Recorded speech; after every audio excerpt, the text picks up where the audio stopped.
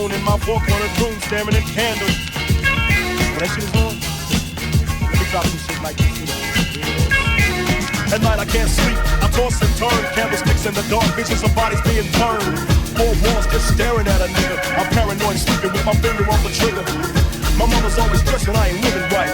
But I ain't going out without a fight. ¿Cómo estás vos? ¿Todo bien? Espero que muy bien. En esta noche nos encontramos hoy nuevamente en Negocios son Negocios, un late night show dedicado a promover el espíritu emprendedor, la resiliencia, la recuperación, la acción, más allá de los contextos que no siempre son los más perfectos posibles. Un programa nacido en la era del COVID, o sea que estamos tratando de mostrar que se puede ir adelante más allá de las adversidades. Y hoy vamos a tener un programa especial organizado por la Fundación Atlas, y vamos a contar con la presencia de Gabriel Gasabe, y vamos a hablar con dos personalidades del mundo, y de la Argentina y del mundo.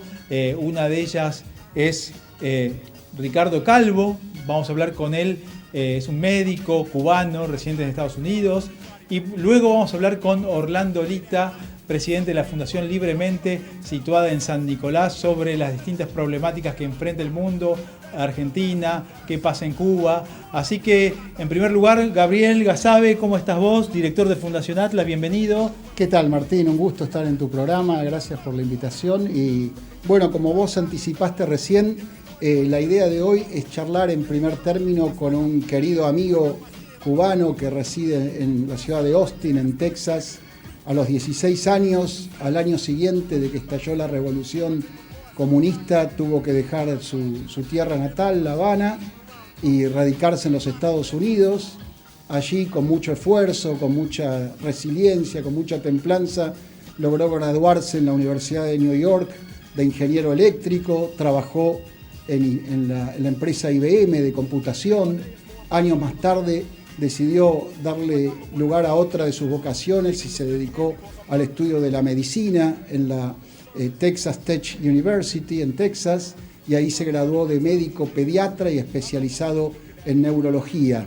Y además es un excelente economista austríaco porque se ha dedicado a estudiar las enseñanzas de von Mises, de Menger, de von Hayek, así que es una persona con la que podemos hablar de muchísimos temas. Y su vida misma y su salida de Cuba y su historia de progreso en los Estados Unidos daría no solo para un programa, sino para un documental entero. Pero lo que nos convoca en este ratito a Ricardo, al que le doy la bienvenida a la distancia, es el tema de Cuba, los sucesos de la última semana, en particular en Cuba, las revueltas, las manifestaciones. Y un tema que vuelve a aflorar una y otra vez respecto de la isla cárcel, como podríamos denominarla, que es el tema del supuesto bloqueo estadounidense imperialista contra Cuba. Cuando se le preguntó al presidente argentino Alberto Fernández qué opinaba de la situación de Cuba, dijo: no tengo mucha idea de lo que está ocurriendo, pero desearía que termine el bloqueo. El expresidente y convicto actual Lula da Silva en Brasil dijo: si no fuera por el bloqueo estadounidense, Cuba sería Holanda. A lo que uno podría hacer el chiste de: si no fuera por Lula da Silva, Brasil sería Canadá, pero bueno, es otro tema para ahondar más adelante. El punto es que Ricardo publicó un artículo que está en el blog del Independent Institute en español, en Voces de Libertad, y va a estar también en el sitio de la Fundación Atlas de aquí de Buenos Aires, que explica el embargo estadounidense contra Cuba y por qué no es un bloqueo y por qué esa reiterada vuelta a decir que es un bloqueo, que es un estrangulamiento económico que el país del norte hace sobre la isla. Así que, Ricardo, aquí te escuchamos muy atentos para que nos esclarezcas sobre este tema como solo vos sabés hacerlo. Te mando un abrazo grande y te doy la bienvenida. Bueno, pues muchas gracias al señor Simonetta y a Gabriel por la invitación a la cadena y poder llevar este mensaje, sobre todo a la nación argentina y sus alrededores, por la sencilla razón se trata de un tema que se ha tratado por décadas y podemos decir que lo primero, que la creencia de que Cuba sufre un bloqueo, término que conlleva fuerza militar por parte de los Estados Unidos, es completamente una campaña que indiscutiblemente ha tenido mucho éxito en los círculos internacionales, como mencionó Gabriel ahora, alcanza hasta los presidentes de naciones, donde bien, porque no han tomado el tema en serio y han buscado qué quiere decir esto en la realidad, o bien porque hay muchos individuos que indiscutiblemente creen a pie juntillas en la doctrina socialista y sus variantes, comunismo para el caso de Cuba, y no importa lo que vean, nunca ven lo que es realmente la verdad. Pero el término de bloqueo no es cierto, y si no es cierto, pasemos a estudiar. Lo primero que tenemos que estudiar sus orígenes, primero que tenemos que decir de dónde surge este embargo. Realmente los Estados Unidos no actúan militarmente coaccionando a ninguno de los puertos ni aeropuertos de la isla de Cuba para que puedan entrar y salir libremente el comercio. Así que el término bloqueo es un término propagandístico del Partido Comunista, muy bien utilizado, muy bien diseminado por la prensa socialista internacional, así como la prensa nacional de distintos países. Bien, en octubre de el Partido Comunista realmente toma control de la isla de Cuba a partir del triunfo de la llamada Revolución, el 1 de enero de 1959.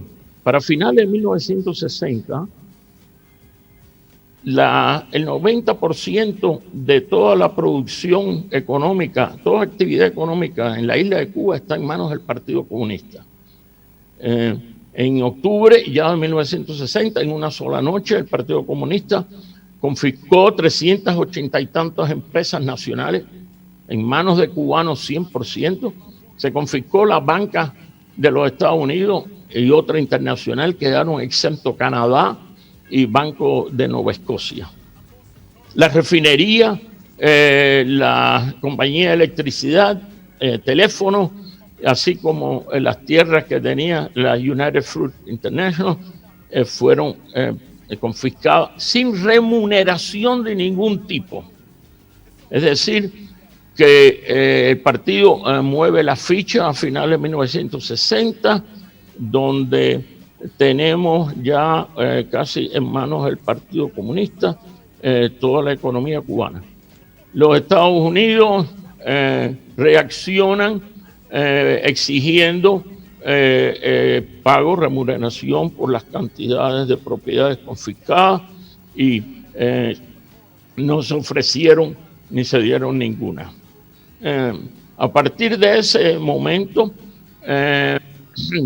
que el gobierno de los Estados Unidos empieza con la primera medida a restringir la entrada de intercambio de comercio con Cuba. Lo lleva a cabo el presidente Kennedy, que puso las primeras restricciones con respecto a los productos que podían entrar y comerciarse con Cuba.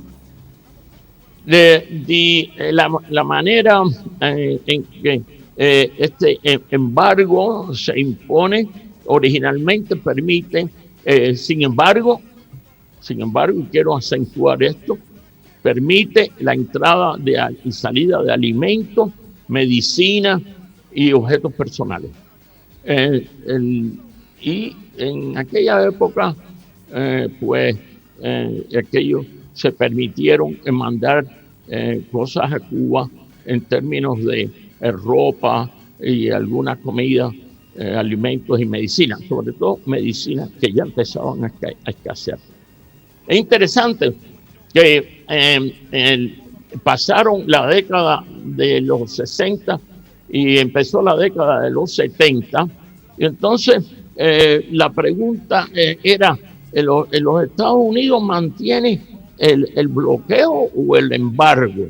Naturalmente ya había tenido lugar la crisis de los cohetes en Cuba, y entonces era muy fácil hablar de que se hacía un bloqueo militar, pero no hay tal cosa. Una de las cosas interesantes durante este periodo de los 70 y 80, en que Cuba disfruta el apoyo total económico y militar de la Unión Soviética, la alta dirigencia del Partido Comunista emite una opinión muy interesante que tengo que leer porque muestra para aquellos que todavía creen y tienen dudas de dónde y cuál es, de dónde salió ciertos términos.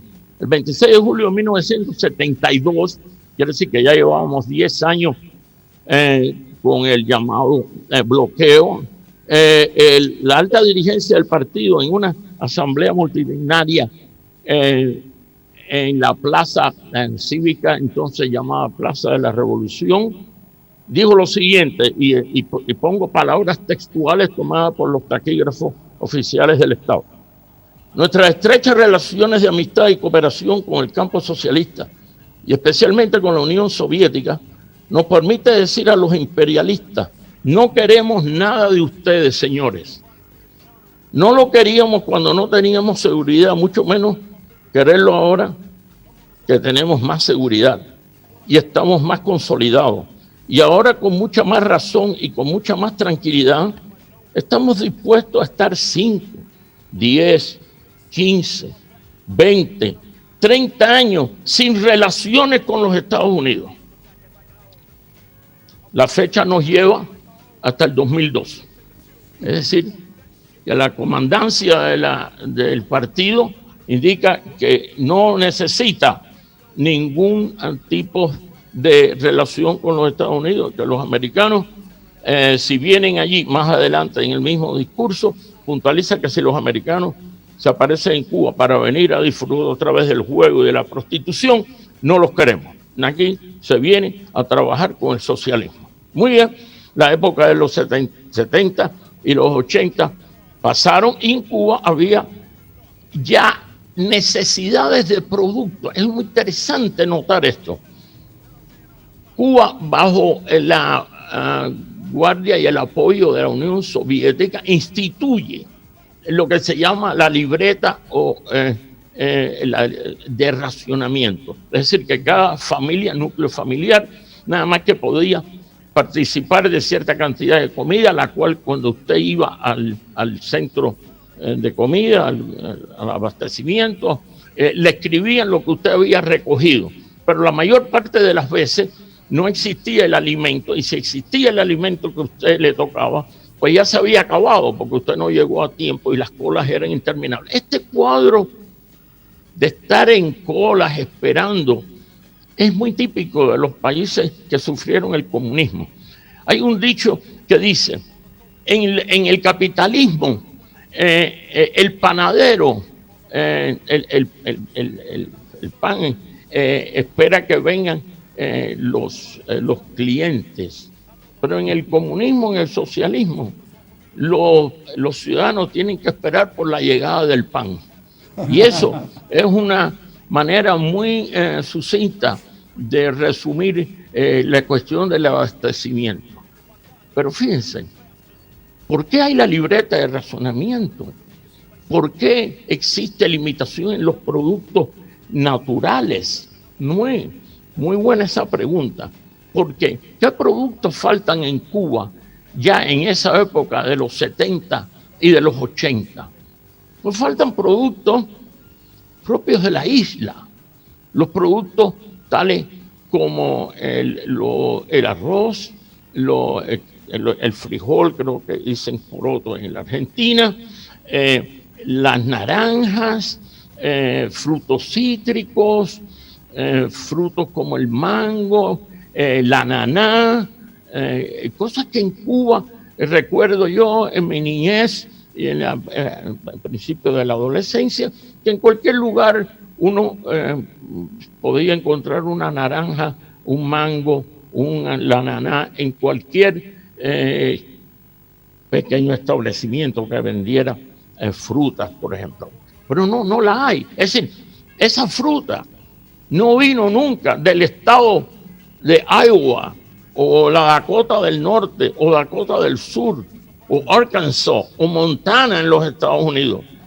Nunca vino. ¿Por qué es que falta? ¿Por qué la tenemos en la libreta de racionamiento? Estamos hablando de nuevo de los años 1980 y 70.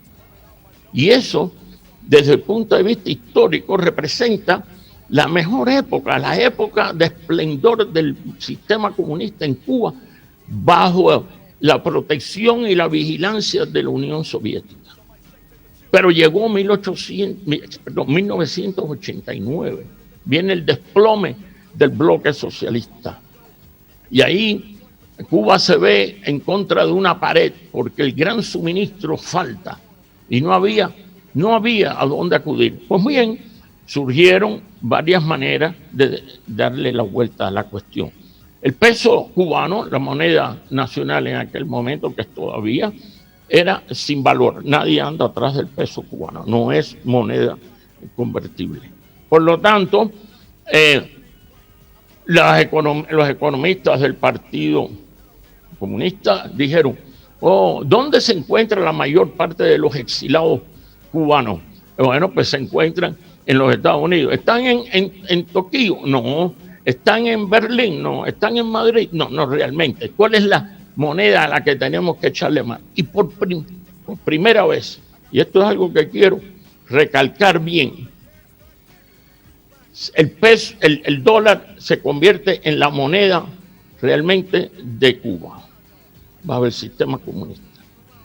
Quiero recalcar esto, porque desde 1960 hasta 1994, cuando es declarado el periodo especial en tiempo de paz por la dirigencia del Partido Comunista, eso quiere decir, amárrense los cinturones que la vamos a pasar mal, una manera muy elegante de decirlo. En ese periodo, si ustedes se le encuentran dólares, usted va a juicio y tiene un castigo que lleva en una cuestión penal, usted termina en la cárcel. Quiero repetir esto. Tenencia de dólar en la isla de Cuba, bajo el sistema comunista, desde 1960 hasta 1994, es un delito. Pero no le queda más remedio al partido que dar un trago duro de tragar, como si fuera hiel. Tiene que tomar la moneda del enemigo, ese país que nos mantiene bloqueado, embargado. Ese es el dólar. No le queda más remedio. ¿Cómo conseguimos dólares? Mandemos para afuera a los familiares de los que están en el exilio. Y los que están en el exilio manden dinero. Es decir, los ciudadanos en Cuba debían tener fe. Fe quiere decir familia en el extranjero.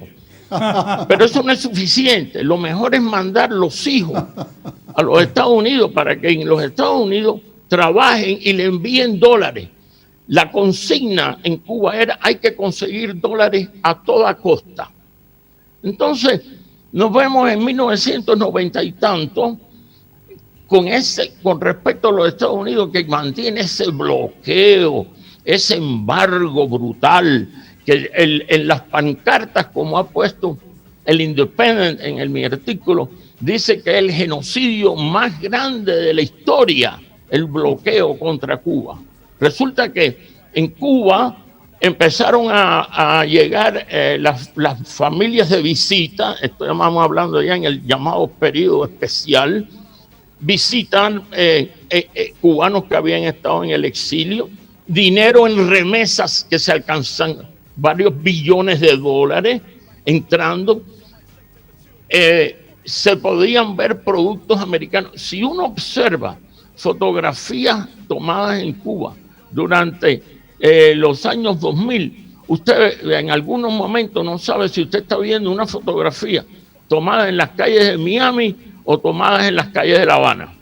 ¿Por qué? Porque la vestimenta es puramente norteamericana. Había señoras y chicas dedicadas a la prostitución que andaban vestidas con pantalones, que es la bandera de los Estados Unidos. Eso representa un bloqueo por parte de los Estados Unidos es realmente esta agresión de que hablan estas fuentes internacionales. Digo internacionales porque, por ejemplo, las Naciones Unidas vota consistentemente en contra del bloqueo de Cuba. Resulta que 180 y tantos países de los 196 o un 98% se opone al bloqueo de Cuba. Pero nadie, ninguna de esas naciones habla del bloqueo que tiene el Partido Comunista realmente en contra del pueblo de Cuba, porque el pueblo de Cuba no ve ninguno de los llamados beneficios que dice el Partido Comunista. ¿Cuál es el verdadero bloqueo? El bloqueo del Partido Comunista es que al quitar, siguiendo los dictámenes de la doctrina comunista, abolió la propiedad privada en 1960, 6-0. Una vez eso hecho, las libertades individuales no existen en Cuba. Hay que ver las noticias que dice fulana de tal, contraria al régimen, dice que se le violaron los derechos porque la policía entró sin permiso en su domicilio. No han violado ninguno, tú no tienes derecho. A ti te quitaron todo, tú no, pues, todo es su fruto, esto es del pueblo. Aquí entramos y salimos cuando se nos ocurra. El Estado de Derecho no existe. Indiscutiblemente la oligarquía del Partido Comunista disfruta de grandes beneficios.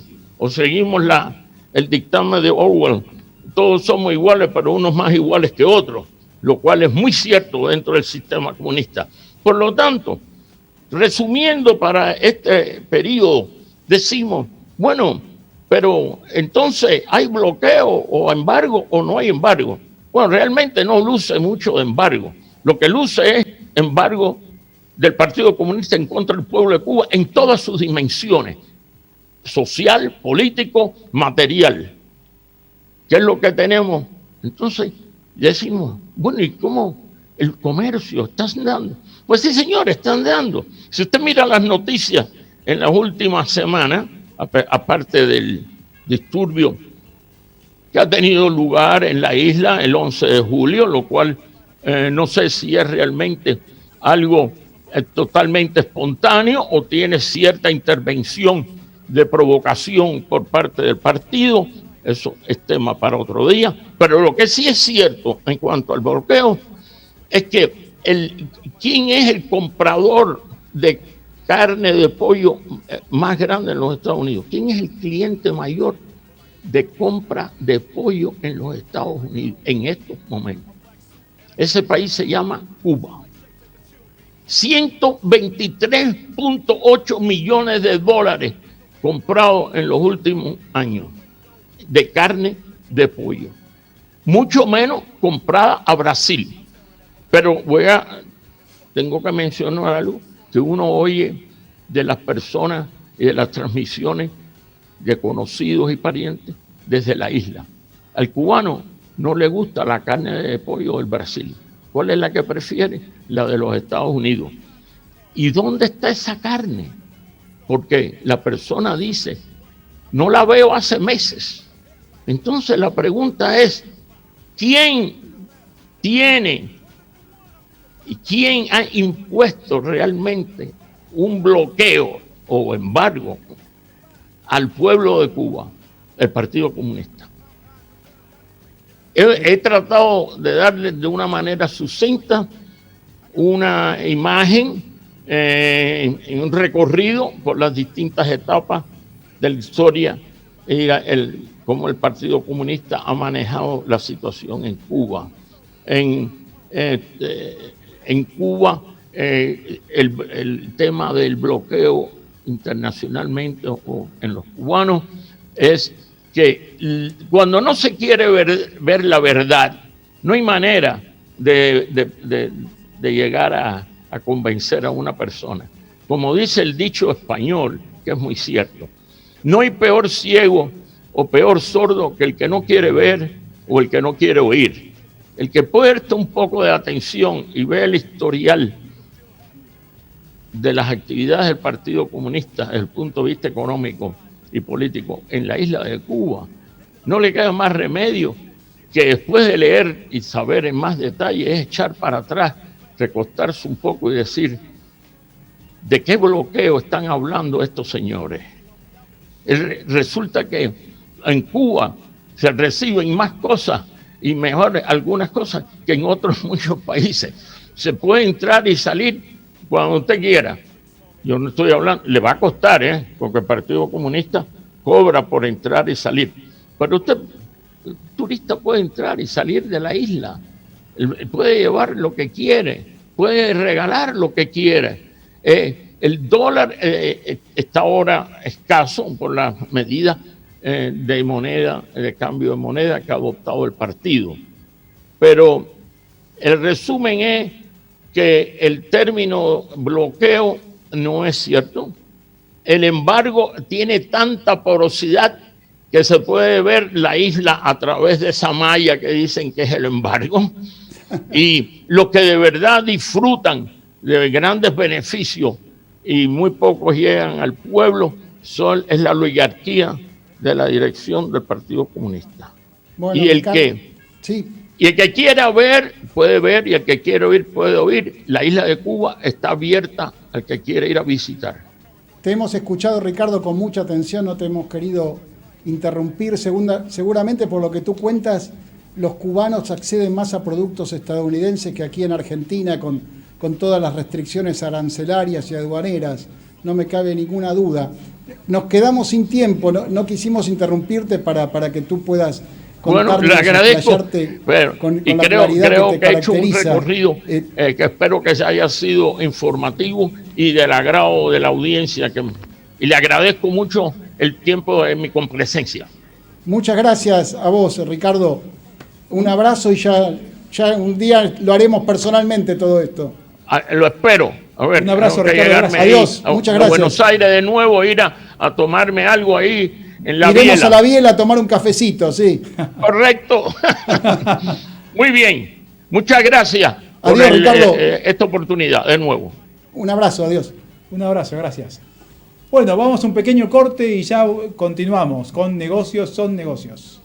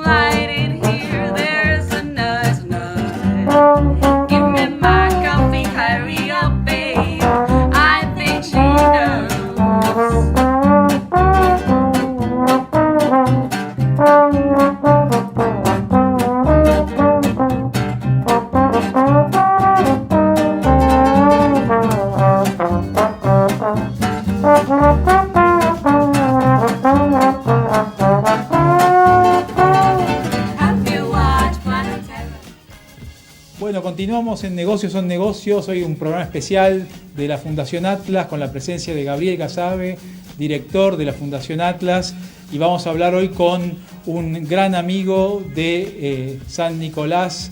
Ahora lo va a presentar oficialmente Gabriel, Orlando Lita. Gabriel, te paso la palabra para charlar. Gracias, Martín. Bueno, seguimos en estas charlas con amigos de este jueves. Ahora le toca a Orlando Lita, que es abogado y fundador y presidente hace más de una década de la Fundación Libremente, allí en la ciudad de San Nicolás, en el norte de la provincia de Buenos Aires, lindante con la querida Rosario. en Santa Fe. Y bueno, Orlando, tú no escuchaste la entrevista anterior, pero hablaba un amigo cubano desde los Estados Unidos sobre el bloqueo que no es tal y el supuesto embargo estadounidense a Cuba, que en realidad nos dio a entender que era un colador por el cual productos de toda índole llegan desde el Imperio del Norte a la isla. Y queríamos hablar con vos. Ya sabemos que tu tema preferido es el tema educativo, la educación, y más adelante haremos una charla sobre ese tema que es tan acuciante para un país como la Argentina, que tiene todo por hacer, tiene que salir adelante en algún momento. Pero hoy queríamos reflexionar un poco y escucharte sobre las relaciones de Argentina con el mundo, con este problema de Cuba en particular, las declaraciones que han tenido nuestros mandatarios y con nuestro acercamiento al eje del mal de Venezuela, de Irán y tus reflexiones sobre la situación actual del país en general, que siempre son tan ricas. Bueno, muchas gracias Gabriel y Martín, es un placer hablar con ustedes, amigos desde hace tiempo. Gabriel ya integra nuestra fundación, da cursos aquí, realmente es un placer hablar con ustedes. Y es muy bueno y les agradezco que me convoquen para esta temática, porque es una temática de interés general y creo que a todos los argentinos nos debe preocupar cómo y con quiénes se vincula Argentina en el mundo. En Latinoamérica elige 3 países como son Venezuela, Cuba y Nicaragua. Establece esos vínculos como vínculos fuertes, sólidos. Deja de lado al Grupo de Lima. Tiene en el contexto internacional buenas relaciones con Irán, con Rusia.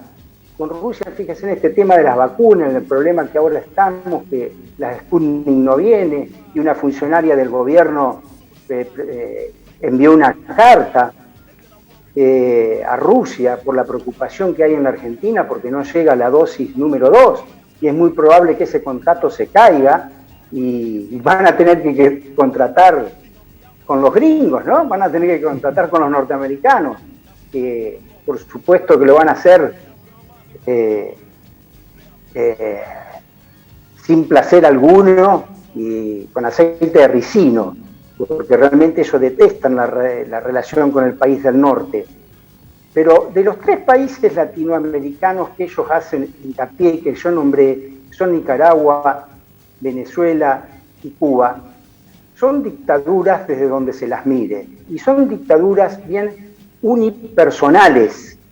La figura de Ortega en Nicaragua, la figura de Chávez y ahora Maduro en Venezuela, la figura de los Castros, bueno, y ahora el sucesor que tienen, son dictaduras bien personales y que jamás se puede decir que tienen alguna característica democrática. En Cuba, fíjense que estos... yo me tomé el trabajo de leer la Constitución cubana en estos días, y porque a raíz de este muchacho del CONICET, es lamentable que el dinero de los contribuyentes vaya a pagar a gente como este muchacho del CONICET que habló con un exiliado cubano que vivió 30 años en Cuba, que se dio en un programa de televisión. El otro había vivido 30 años en Cuba y el del CONICET, que no había ido nunca a Cuba, quería explicarle cómo se vive en Cuba e insistía que era un país democrático y que había elecciones. Bueno, entonces me puse a revisar la Constitución cubana y realmente no hay por dónde se pueda decir que es un país democrático. El artículo 5 de la Constitución cubana, que me voy a permitir leerlo, dice que el Partido Comunista de Cuba es único. Escúchese bien esta palabra, único, no hay un bipartidismo, un tripartidismo, no, hay un solo partido. Es martiano, el pobre José Martí lo han metido ahí, realmente es una figura para charlar largo sobre José Martí y no como lo hace el comunismo. Es fidelista, dice el artículo 5, único, martiano, fidelista, marxista y leninista. Siempre está nombrando a personas, a Martí, a Fidel, a Marx y a Lenin. Y que el Partido Comunista es vanguardia organizada de la nación cubana y está sustentado en su carácter democrático y la permanente vinculación con el pueblo. El Partido Comunista es la fuerza política dirigente superior de la sociedad y del Estado. Ojo con estas palabras, es la fuerza política dirigente superior de la sociedad y del Estado. Bueno, ¿dónde hay algún contenido ahí de libertad, de democracia, de república? Por supuesto que no. El artículo siguiente habla de la formación que debe tener la juventud, porque tienen una unión de jóvenes comunistas y que dicen que hay que ir educándolos para ir edificando el socialismo. Bien, ellos tienen elecciones cada 5 años, elecciones dentro del Partido Comunista que se llaman una Asamblea Nacional Popular, que hay comunales y hay otras que son nacionales. En las comunales hay delegados y en las nacionales se eligen diputados cada 5 años. Todo siempre dentro del Partido Comunista. Ahora bien, ¿por qué se da, yo me pregunto, Gabriel y Martín, estas dictaduras unipersonales? El populismo, sobre todo latinoamericano, se basa en buscar un enemigo primero, no un adversario. Busquemos un enemigo, como en Argentina fue el campo, o pueden ser los empresarios, la gente que ellos consideren ricos, la prensa, el periodismo, siempre hay que buscar un enemigo. Este enemigo se puede dar en los países de acuerdo a sus circunstancias, ¿no? Estoy nombrando las circunstancias argentinas, pero generalmente tienen mucho de común estos países en la elección del enemigo. Entonces empiezan a instalar un miedo a la sociedad, le empiezan a instalar un miedo sobre ese supuesto enemigo. Y ahí comienza la manipulación política. Y con ello comienza el control de la libertad. Y en este juego de manipulación y control de la libertad individual, como dice mi amiga Hilda Molina, comienza un daño antropológico en el ser humano. Se entra en las raíces del ser humano. El hombre se inmoviliza, el individuo se inmoviliza, se paraliza, deja de pensar y cree en ese carismático líder que es el que refleja el Estado, ¿no? En ese carismático líder que le va a solucionar todos los problemas, bajo un paternalismo, bajo la dádiva, que le va a dar seguridad. Y esto va creando lo que yo llamo una estatolatría, que el Estado pasa a ser un dios, hay que adorarlo. Pero ese dios está reflejado en una persona, en Fidel, en Nicaragua en Ortega, o en Chávez Maduro. Y esto hace que los valores se empiecen a trastocar, se empiecen a relativizar, y hay un plexo axiológico, es decir, hay una red de valores que para los que estamos en las ideas liberales son el eje, la columna sobre lo cual se debe mover una república y la vida de los individuos, que es la vida, la libertad y la propiedad. Ese plexo axiológico no existe en esos países, se rompen o lo desvirtúan. Pasamos a estos valores, vida, libertad y propiedad, pasan a estar en manos del Estado y específicamente en manos de un partido único y de una persona, como las que he citado recién.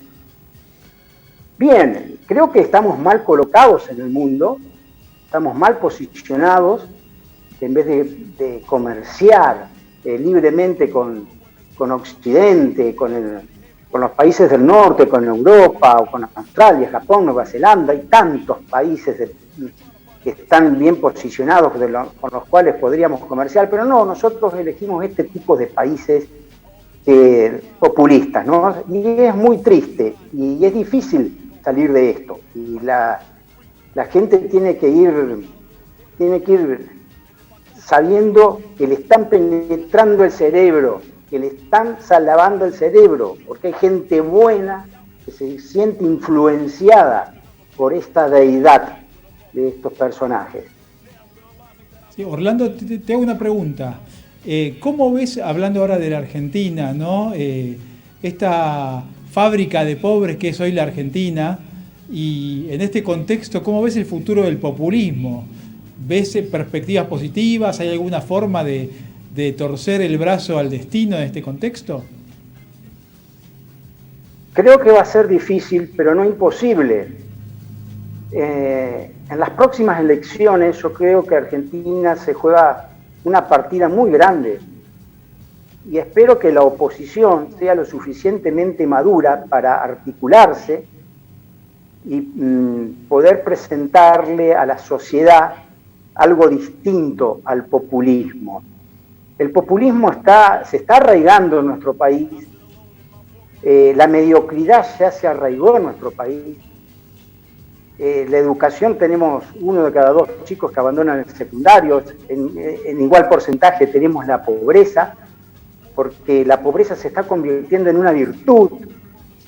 Esto me preocupa mucho, el pobrismo, que se ve como una virtud, y esto tiene apoyo papal también, porque el Papa habla del pobrismo como si fuera una virtud, y el Papa también habla como que la propiedad es un derecho, y lo ha dicho hace poco, la propiedad es un derecho secundario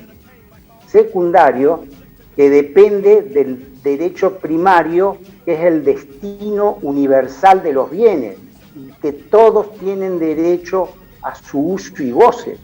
Son muy peligrosas esas palabras del Papa, y que el partido que nos gobierna, por supuesto que se hace eco de eso, y tiene dirigentes que son muy proclives a las expropiaciones. Hubo muchos casos durante este gobierno. Y eso a mí me preocupa mucho, porque el valor de la pobreza, que no es ningún valor la pobreza, se lo instala como si fuera un valor. Y la falta de educación que existe en Argentina, que cada vez es mayor la ignorancia, el semianalfabetismo cada vez es mayor, creo que estamos en 48, o sea, un porcentaje muy alto de semianalfabetismo, es decir, que alguna vez aprendió a leer o escribir, lo fue perdiendo por la falta de ejercicio. Pero esa gente es fácil de dominar, como decía antes, de manipular. Se le puede instalar cualquier miedo, y la pandemia es un escenario ideal para instalar miedos y para controlar libertades. Y Martín, ¿sabés qué me preocupa mucho? El discurso que hizo el presidente en Tucumán, cuando dijo que la libertad es un acto colectivo. Dijo así, no es un acto individual, dijo, porque los constituyentes de 1816, así dijo Fernández, hablaban de nosotros. Y obvio, hombre, que va a hablar de nosotros, porque estaban reunidos en una asamblea constituyente representando al pueblo.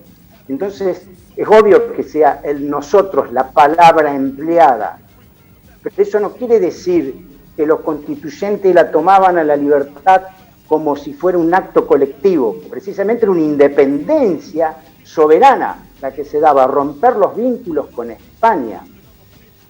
Y eso sí me preocupa porque van metiendo conceptos que son erróneos, que son falsos. Entonces y no se hablaba de libertad individual, que la libertad no es un acto individual, así lo dijo. Entonces eso a mí me preocupa mucho, me preocupa lo que dice el Papa, me preocupa lo que dice Fernández, y ni que hablar las cosas que dice Cristina Fernández, que mucho más me preocupa, que es la verdadera líder, o es la que lidera nuestro país, y nuestro presidente cínicamente sigue su mandato, los mandatos que le da Cristina.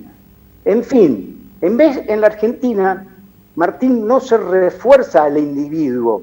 Yo alguna vez he escrito una nota hace mucho tiempo, se llama Refuerza el yo, el nosotros será consecuencia.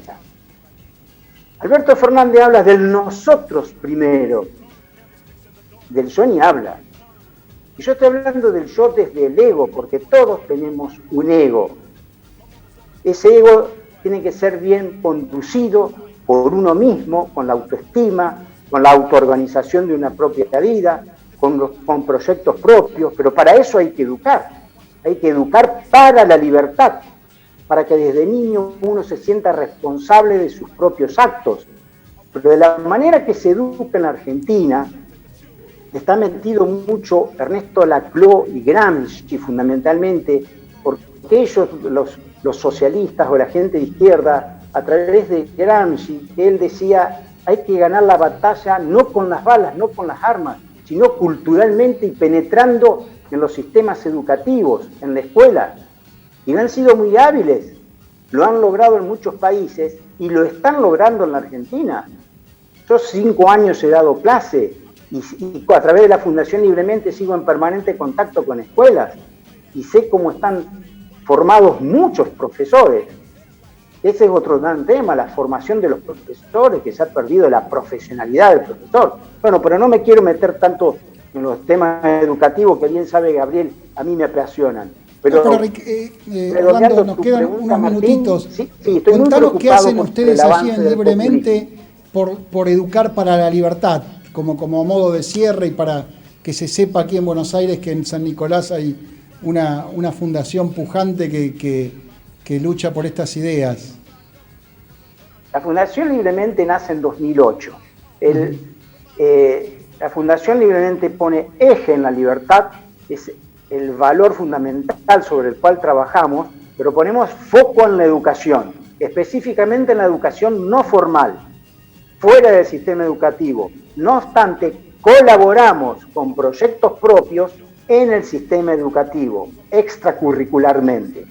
Pero tenemos un abanico de espacios de aprendizaje muy distintos. Hemos tenido hasta escuela de fútbol, que por falta de sponsoreo no la hemos podido continuar, pero hemos también enseñanza de canto, proyectos en escuelas, como un proyecto para emprendedorismo que es nuestro, es propio, que se llama Liderate, para que el chico, el individuo, empiece a liderar su propia vida. Después trabajamos con Ternium, del grupo Techin. Ternium nos ha convocado para trabajar en programas educativos que son propios de ellos y realmente nos sentimos muy a gusto. Ternium hace mucho por la educación en San Nicolás.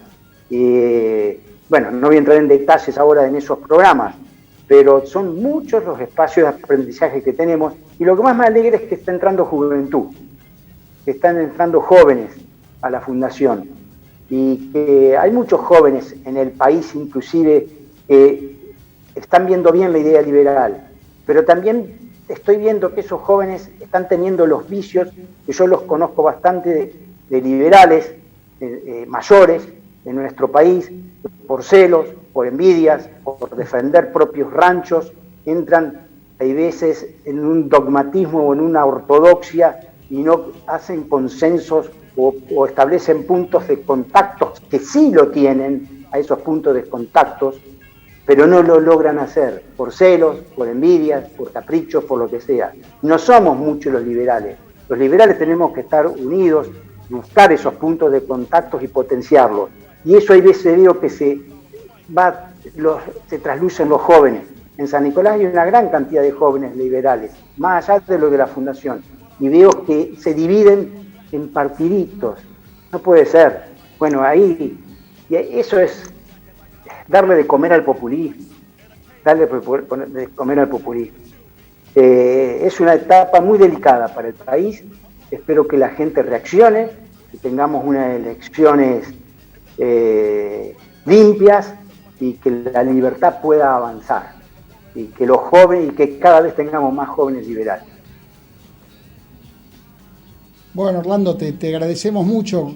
Este tema da para seguir hablando largo y tendido, así que en otra ocasión te volvemos a contactar para hablar del liberalismo autóctono y sus vicisitudes. Te agradecemos mucho, Martín, este ratito que nos dedicaste y Y bueno, seguimos en contacto y ya no faltarán oportunidades para volverte a tener. Un abrazo grande también a la distancia, como hicimos con Ricardo hace un rato. Ojalá los tengamos físicamente presentes a ustedes dos acá. Allí estaremos, sí. Allí estaremos. Alguna comidita de por medio. Ahí urgente vamos. Un abrazo. Bien. Muchas gracias, Orlando. Un abrazo grande y muchas gracias. Gracias a vos. Buenísimo, Gabriel, qué buen programa, qué buena charla, qué buena posibilidad de conversar tanto con Orlando Lita como Ricardo Calvo. Muchas gracias a vos, Gabriel Gasabe, director de Fundación Atlas, por esta posibilidad de conversar, y ya repetiremos este encuentro en algunas semanas. Ojalá, con mucho gusto. Así que, bueno, y te agradecemos tu presencia y nos vemos en la próxima semana con más Negocios son Negocios. Y nunca te olvides que lo mejor está por venir. Un abrazo. Chau, chau.